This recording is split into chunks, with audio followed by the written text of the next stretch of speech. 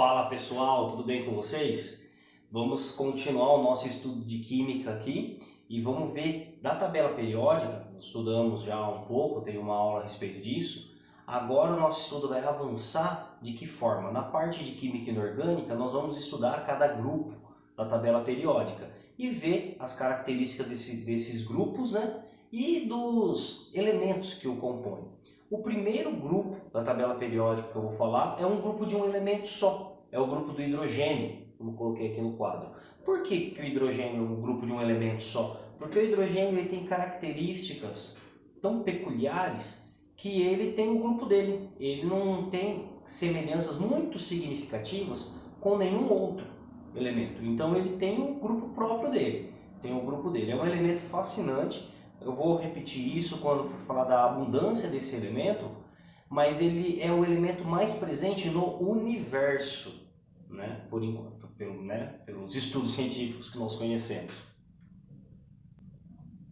Ele possui uma estrutura simples. Na verdade, é a estrutura mais simples que existe, né? É o átomo, o elemento mais simples que existe, né? Dizem que depois do Big Bang, né? Os estudos indicam que o primeiro elemento a ser formado foi o hidrogênio, beleza?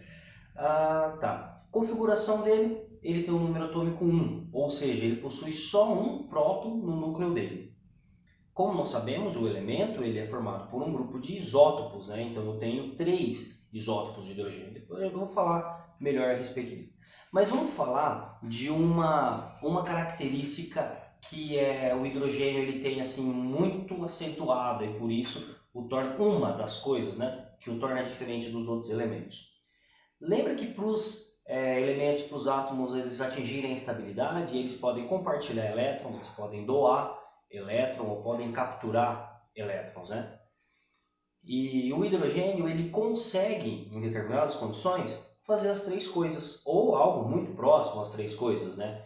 Ele pode compartilhar elétrons, ele pode perder, na verdade, perder elétrons assim, ele pode fazer uma ligação química onde o elétron fica muito mais com outro elemento do que com ele. É quase que uma ligação iônica, né? Ela fica bem acentuada do lado do outro elemento. É quase que uma perda de elétrons, assim como os metais fazem, perder elétrons, né? Ele também pode atrair elétrons, se ele estiver ligado com um elemento com uma eletronegatividade muito baixa, né? Do próprio grupo, não o grupo dele, né? Mas o grupo abaixo dele ali, né? O da família 1A da tabela periódica. Então, ele é um elemento que em determinadas condições ele consegue fazer as 3 negociações de elétron. Eu chamo de negociações, né? O que os elementos fazem com os elétrons da camada de valência deles para atingir a estabilidade. O hidrogênio consegue os 3. Porém, é importante ressaltar que o primeiro caso, compartilhar elétrons, é o que o hidrogênio faz em abundância, né? Na maior parte das interações do hidrogênio com os outros elementos é em compartilhamento de elétrons, não é das outras formas, atraindo ou doando. Doando, então, são situações muito específicas, né? É praticamente um compartilhamento, quase que uma doação, né? Então, vamos falar agora a respeito da posição do hidrogênio na tabela periódica. Os elementos ficam dispostos ali mediante as características deles, né? Eles ficam perto dos iguais dele, dos parecidos dele. O hidrogênio fica ali por conveniência, não tem nenhum outro que é parecido com ele. Ele está ali do lado esquerdo, se você olhando a tabela periódica na sua frente, ele está do lado esquerdo em cima, está na ponta. As tabelas periódicas, elas têm várias formas de classificar os elementos, com cores, posição. As cores, sempre os elementos parecidos estão com o quadradinho deles ali com a mesma cor. Você vai ver que em toda a tabela periódica, o hidrogênio ele está numa cor diferente de todos os outros. Tá? Se você tem a tabela periódica ali pintada de amarelo, rosa, azul, o hidrogênio vai ser verde. Se outras cores, o hidrogênio vai ser cinza, o hidrogênio vai ser branco, sozinho, só ele. Ele está naquele grupo. E ele está naquele canto ali por comodidade, por ser o elemento mais simples. Ele começa praticamente, né, onde ele está é o começo, né? Começa ali com ele. mas ele poderia tranquilamente ser retirado e colocado assim no centro, em cima da tabela periódica, não ligado a nenhum outro. Poderia tranquilamente estar colocado assim na tabela periódica, sem estar perto de outros elementos. As características deles são distintas, né? Agora vamos começar a falar de algumas coisas que eu, pelo menos, acho muito interessante, eu gosto bastante. Conversa sobre a abundância do hidrogênio. O hidrogênio é o elemento que está em maior abundância no universo. Por quê? Na formação do Big Bang, né? O primeiro elemento que foi formado foi o hidrogênio e todos os outros elementos foram formados a partir dele. Onde está o elemento hidrogênio? Vamos começar a pensar. Compostos orgânicos, tem uma porrada, que tem um monte, que baseado no carbono, você tem muito carbono, mas ligado ao carbono, o que você tem? Muitas vezes também, em uma maior quantidade de elementos que eu tenho nos compostos orgânicos, junto com o carbono, eu tenho o hidrogênio. Na água, que é tão abundante no planeta, eu tenho 2 átomos ali de hidrogênio.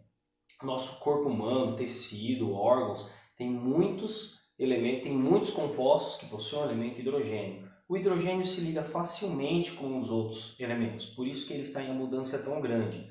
Agora, quando fala, pô, mas no universo 99% da parte material do universo é hidrogênio, né?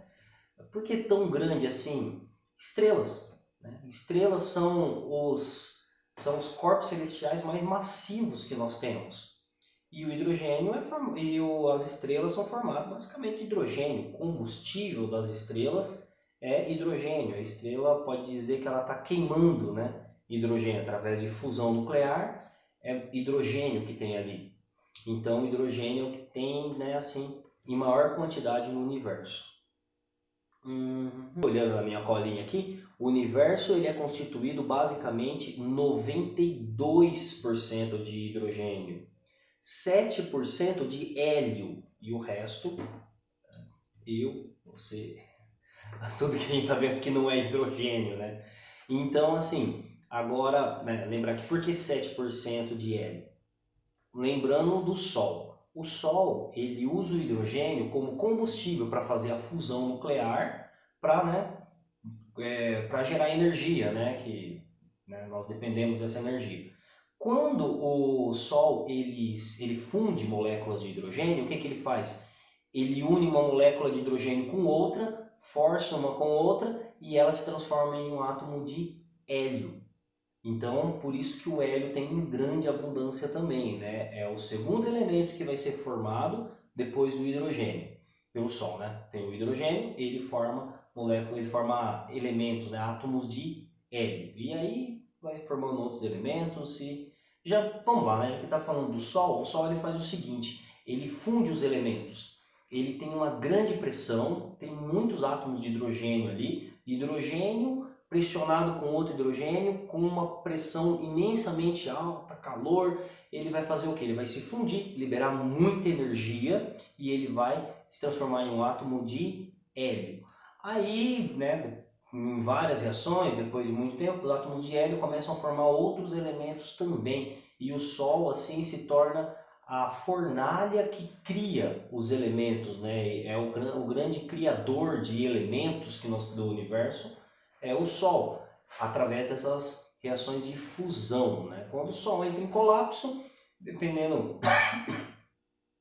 quando o Sol entra em colapso, dependendo do tamanho do Sol, de várias coisas, ele pode vir a espalhar esses elementos para o universo, formando assim os planetas, e que formam as luas, e que formam os seres, nós, né?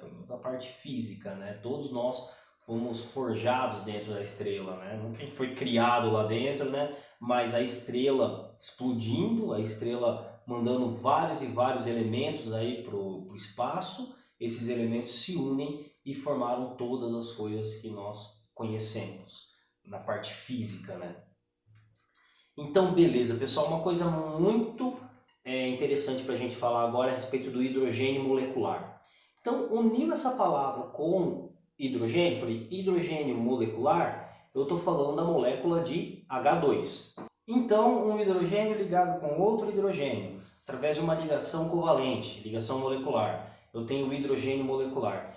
Esse hidrogênio molecular, ele pode vir a ser o combustível do futuro. Esse hidrogênio libera energia. Vocês viram no experimento que nós fizemos, né? Queimou um balão com hidrogênio, a quantidade de hidrogênio lá não era lá tão grande ainda, né? E vocês viram que ele é combustível, que ele explode, né? Que ele é explosivo. Pode ser usado cilindros com gás hidrogênio como combustível. E olha que interessante, né? Se eu queimo gasolina ou álcool, tanto faz, diesel, são combustíveis baseados em carbono. Então, de certa forma, você está queimando ali carbono. Aqui eu coloquei duas reações, em cima a queima completa, embaixo a queima incompleta. Então, a grosso modo falando, se eu estou queimando, né, combustível, não importa qual combustível que é, a maioria dos combustíveis que nós temos hoje são baseados em carbono, então você está queimando carbono também. Você está soltando na atmosfera gás carbônico, se for uma queima completa, que são motores melhores, mais regulados, são coisas, né, motores que estão funcionando bem, ou a queima incompleta, que você gera um monóxido de carbono, pior ainda para o meio ambiente, né? E então eu tenho uma agressão ao meio ambiente queimando qualquer combustível. Se é um combustível renovável, ainda melhor. Fica para um assunto de química ambiental isso aí, né? Em outra aula eu posso falar a respeito, mas de qualquer forma você está liberando ali monóxido de carbono ou dióxido de carbono. Lembrem ali, ó, pessoal, você está queimando, juntando com o O2, ó, ele se junta com aquele elemento, você vai formar aquele gás. Agora vamos pensar, né? Se eu tiver hidrogênio puro e eu queimar ele, que molécula será que vai ser liberada? Olha lá que interessante. Você vai liberar vapor de água na queima do hidrogênio. A equação não está balanceada, mas de qualquer forma, se você tem hidrogênio e você tem oxigênio, tem a combustão, você vai gerar vapor de água.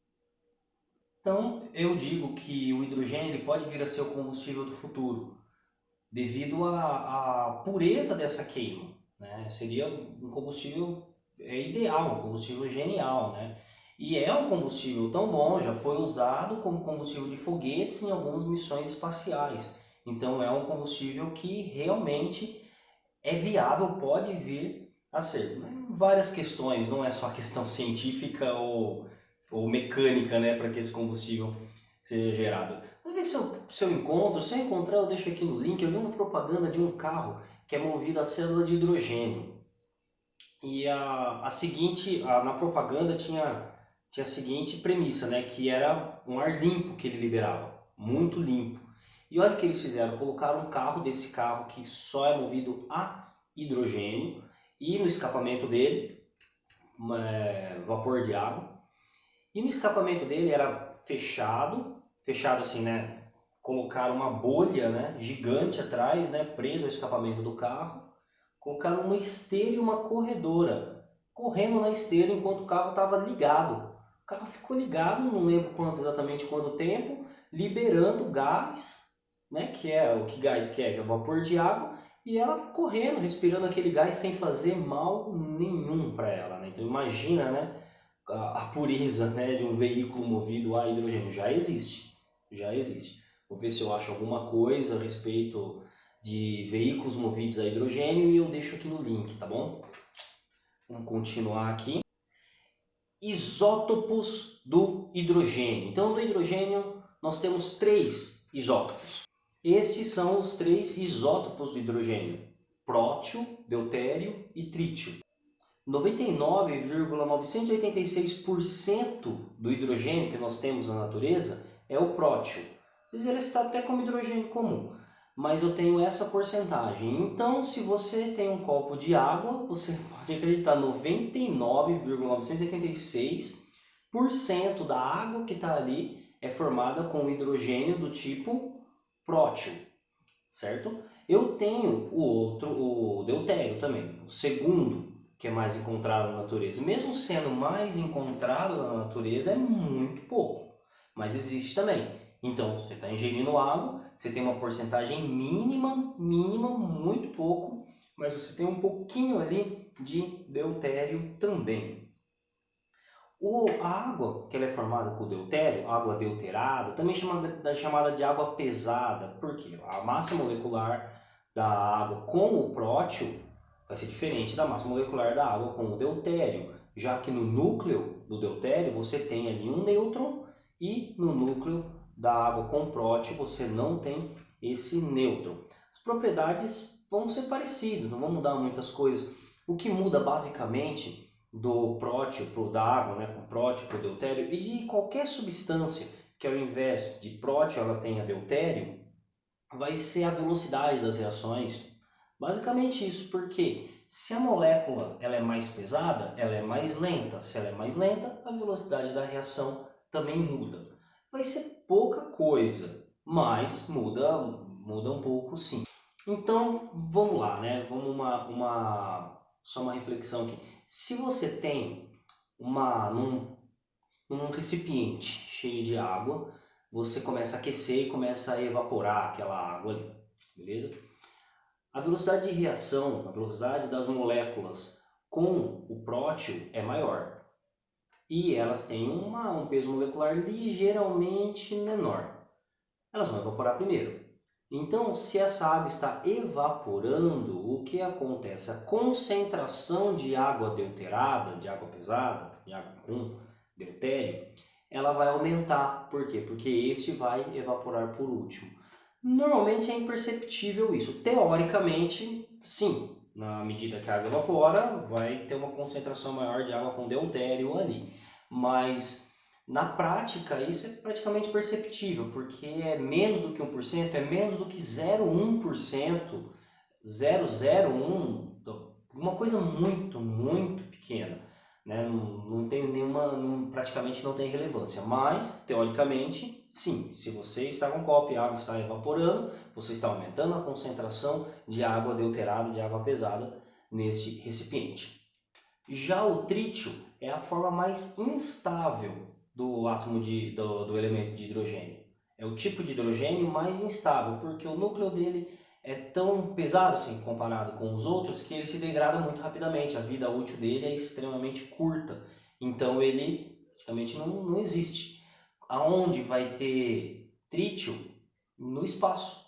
Então um pouco do que vem espacial. Na Terra do trítio permanece por curtíssimos momentos aqui na Terra e já se transforma em deutério. Então, o trítio praticamente não tem aqui na Terra, mas o isótopo existe. Quando eu falo praticamente não tem aqui na Terra, porque realmente é muito pouco.